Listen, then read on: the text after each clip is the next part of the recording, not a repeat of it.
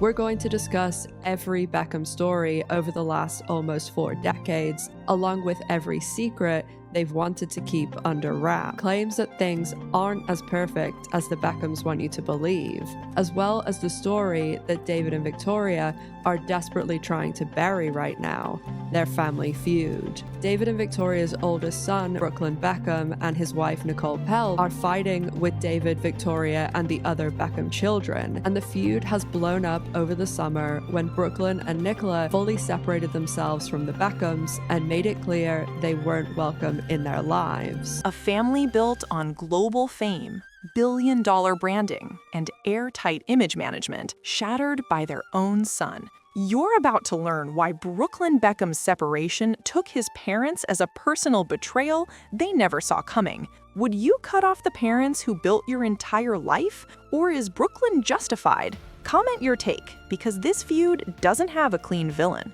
The moment Brooklyn and Nicola pulled away wasn't just rebellion. It was the first real fracture in a family that spent decades surviving scandals through unity. For David and Victoria, family was always the one constant. They lived through affairs, tabloids, death threats, leaks, management wars, and a level of global fame most marriages don't survive, and every time they faced it together. But when your empire is built not only on talent, but on the image of the perfect family, your eldest son distancing himself isn't just painful, it's destabilizing.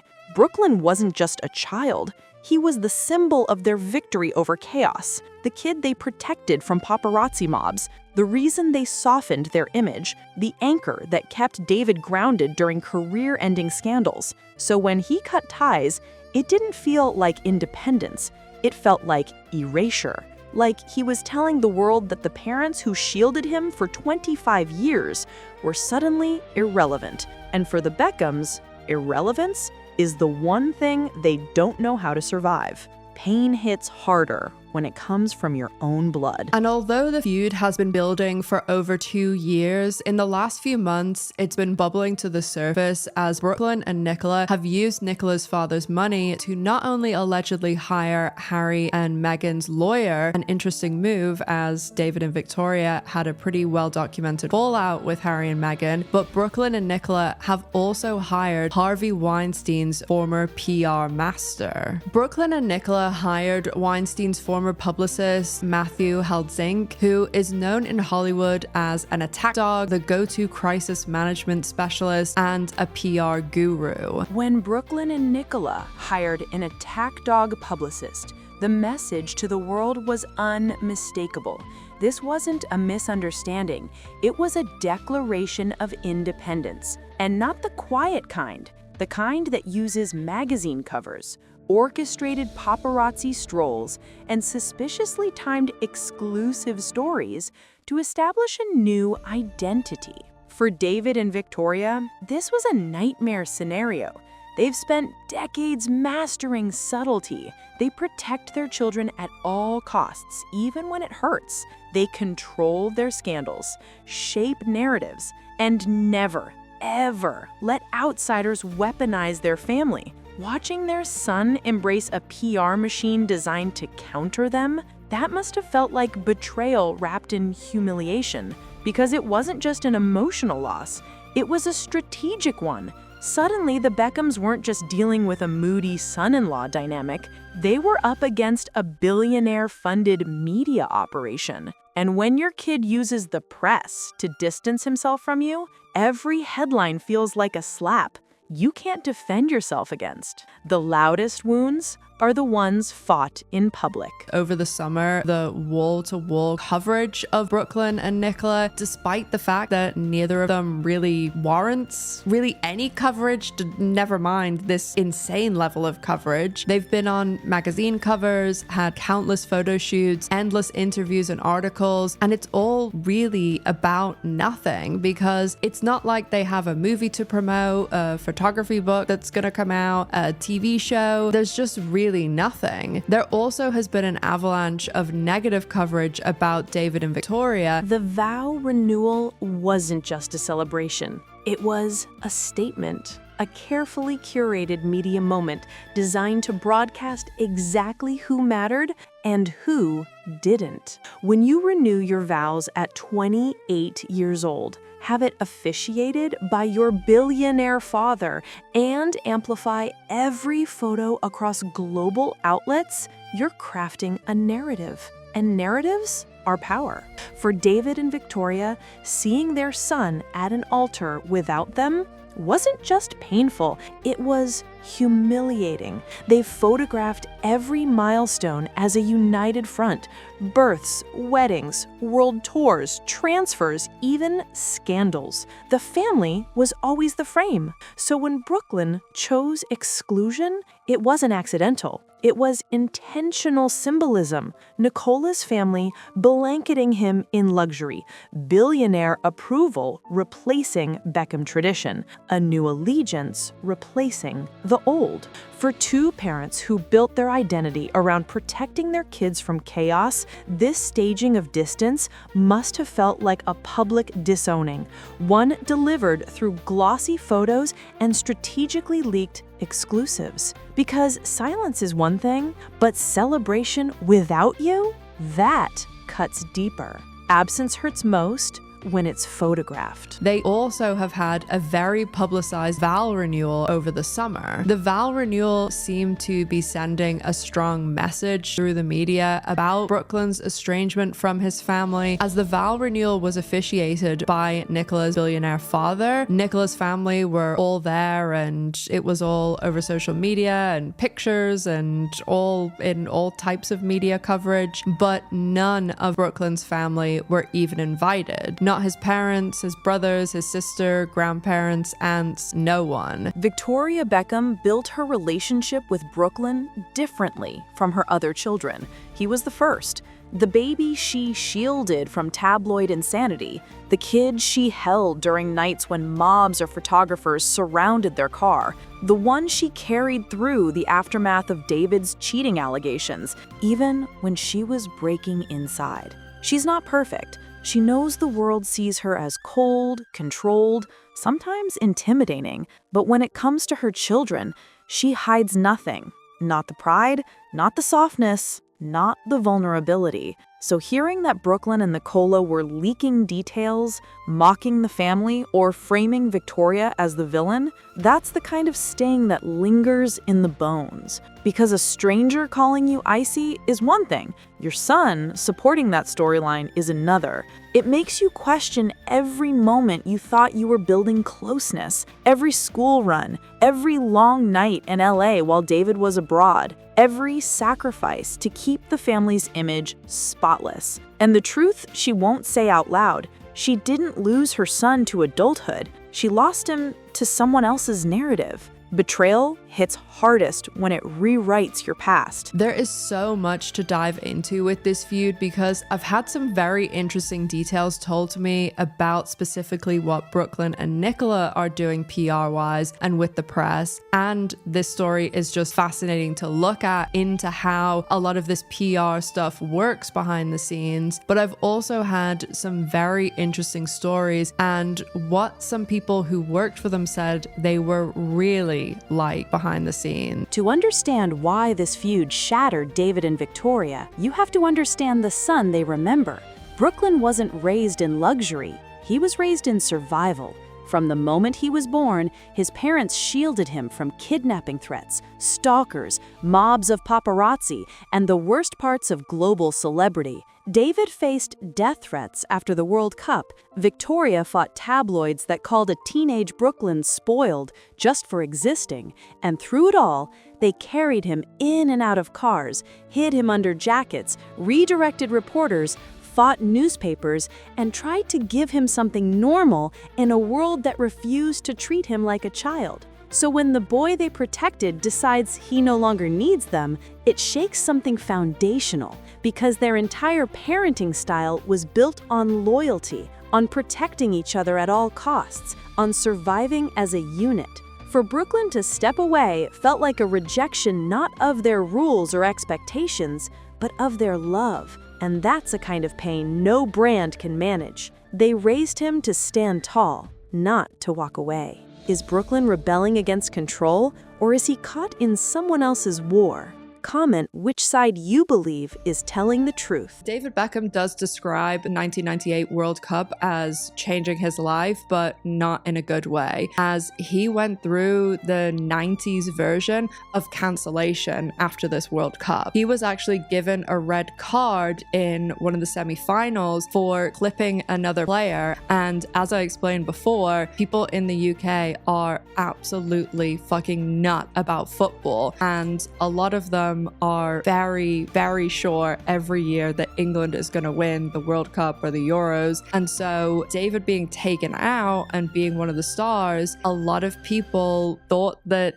David Beckham literally cost them the World Cup. And so this turned into a massive, massive deal. And Beckham was really, really hated for a long time after the World Cup. Here's the uncomfortable question. Did Brooklyn distance himself, or was he pulled? Nicola's reputation in Hollywood isn't a mystery. Crew members talk, assistants talk, publicists talk, and what they describe isn't a quiet personality. It's dominance, control. A woman raised in an environment where money solves every problem, silences every critic, and replaces accountability. To someone like that, the Beckham family isn't just in-laws. They're competition. They're a brand with global reach. They're a dynasty that exists outside her influence. And for some people, merging families isn't enough. They need to win the merger. If you're Victoria watching this unfold, every snub feels strategic.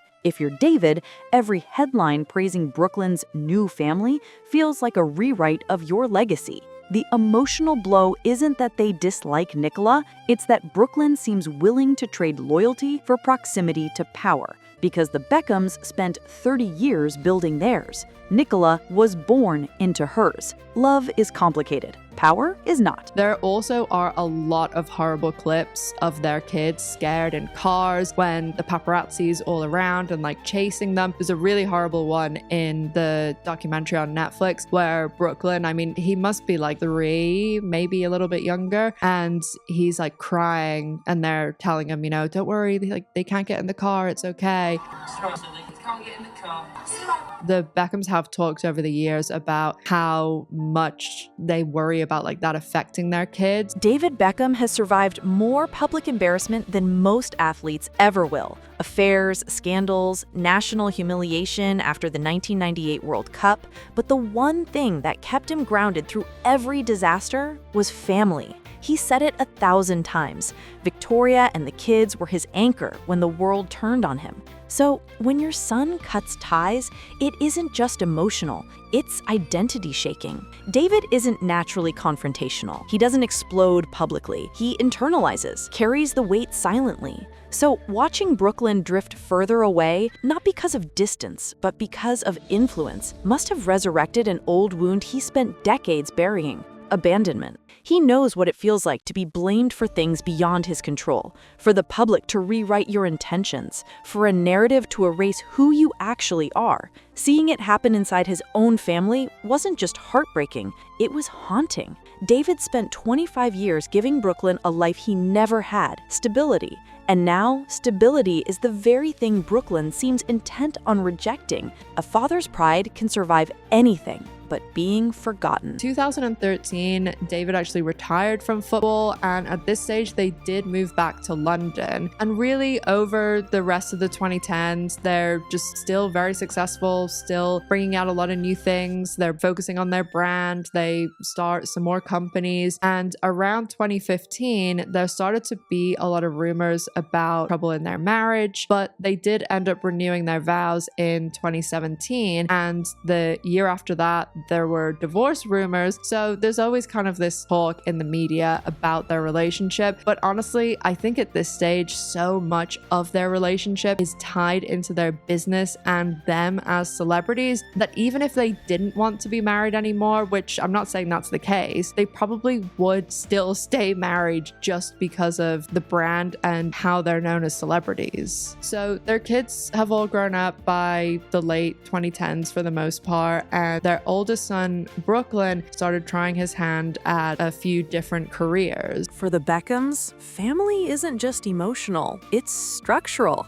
It's part of the brand. The polished unity, the coordinated appearances, the unspoken rule, no matter what happens behind the scenes, the public sees solidarity. So Brooklyn's estrangement isn't just a heartbreak, it's a destabilizer, a crack in the foundation David and Victoria built their empire on. Every sponsorship relies on relatability. Every fashion moment relies on aspirational family life. Every documentary relies on nostalgia and unity. When your eldest son walks away publicly, the image frays. The narrative weakens. The brand suffers. And for parents who spent decades shielding their kids from the harshness of fame, the irony is cruel. The first real pain caused by fame didn't come from the outside world. It came from home. This isn't about money or PR wars. It's about the one thing they thought they had conquered, the ability to protect their family from the chaos of celebrity. The hardest battle is the one you fight inside your own home. Brooklyn then moved on to being a chef, and he was given opportunities, many opportunities, that people would work their entire lives for and still not get. He started being given a lot of segments on TV shows, and people, again, were really frustrated by the fact that he hadn't done the work, he hadn't really tried, and he'd just been kind of given these things after maybe a few days of being like, I'm gonna be a chef, being given a lot of like these cooking segments on shows, and a lot of, well, all of the time, he isn't really even like making the stuff in the cooking segments, and they are very simple stuff. Like most of the time it's like a sandwich, like a very popular breakfast sandwich in the UK, and literally like a sandwich like in bread or in a bap, which is like a bun kind of. They do sausage, bacon, and egg baps that we call it as like a sandwich in the morning. Brooklyn has spent years trying to outrun his last name. Photographer, chef, influencer, TV host. Every attempt met with Nepo baby mockery before the project could breathe. And while the world laughs, no one asks the deeper question. What does it do to a 20-year-old to be told he has everything, while secretly feeling he has nothing to offer? Identity becomes a battlefield, and in that state of confusion, someone offering unconditional validation can feel like oxygen. Nicola gave him that. Her family gave him that. They treated him like more than the Beckham son. And for someone starving for individuality, that's intoxicating. But in chasing independence, he may not realize he's repeating the same pattern his father tried to break, letting public pressure determine his worth. And from the outside, the Beckhams can only watch as their eldest tries to redefine himself by erasing the people who shaped him. When you don't know who you are, anyone can rewrite you. As I said, Brooklyn's wife Nicola is the daughter of a billionaire, and neither Nicola nor her dad have very positive reputations. Nicola's dad is actually the person who introduced Elon Musk to Donald Trump, and allegedly he tried to buy his way onto the Disney board because he was unhappy about all of the women and people of color that were being included in Disney and Marvel products. There have been a lot of people over the years that have spoken out about working with Nicola, especially people who worked with her on some of the projects that she's done. They pretty much all claimed that they had a very poor experience working with her, and that she was allegedly terrible to deal with and incredibly rude. There also have long been rumors, which I don't know whether these are true because I've never been able to find black and white proof about this, but when she was a teenager, many people have alleged that she pushed one of her nannies down the stairs. So Brooklyn and Nicola don't have the best relationship with the public. At the core of all this drama is something painfully human. David and Victoria believed they built a family that could survive anything. Fame, hate campaigns, scandals, distance. And for the most part, they did. But nothing prepares you for losing your child, not to tragedy, but to choice. The emotional weight doesn't come from ego. It comes from history, from late nights spent protecting a baby from paparazzi swarms, From raising their kids while the world mocked their marriage, from fighting to give their children a life they never had. Structure, prestige, safety. So when Brooklyn walked away, it wasn't rebellion. It wasn't adulthood. To his parents, it was a dismantling of everything they believed they built right. And maybe that's the tragedy here. Two parents who survived every public storm didn't see the private one forming inside their own home. The hardest heartbreak is losing someone who's still alive. The Beckham family built an empire, but empires don't fall from outside attacks. They fall from fractures within. Whether Brooklyn will return, whether Nicola will soften, whether the parents can heal, none of that is guaranteed. But one truth remains. Fame can buy comfort, but it can't buy closeness. And sometimes the cost of a perfect image is the child who no longer wants to be part of it.